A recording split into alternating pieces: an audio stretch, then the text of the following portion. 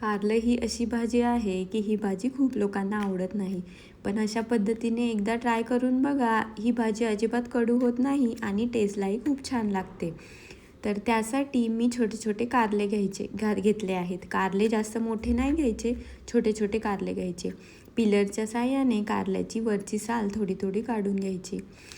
त्यानंतर कारल्याला सेंटरमध्ये कट करून घ्यायचं आणि त्यामध्ये थोडं थोडं मीठ भरायचं. अशा पद्धतीने कारल्यामध्ये मीठ भरलं की कारले टेस्टलाही खूप छान लागतात, कडूही लागत नाही आणि टेस्टी बनतात. अशा पद्धतीने सगळ्या कारल्यांमध्ये मीठ भरून घ्यायचं.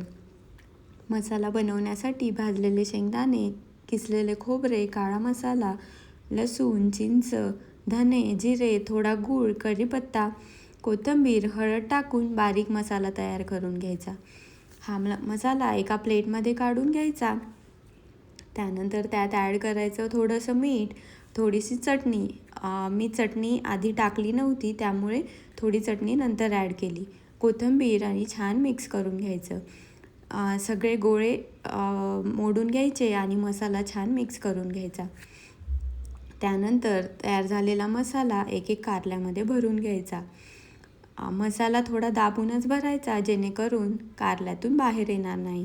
अशा पद्धतीने मी सगळ्या कारल्यांमध्ये मसाला भरून घेतला. त्यानंतर पॅनमध्ये तेल ॲड करायचं आणि सगळे कारले पॅनमध्ये ठेवून द्यायचे.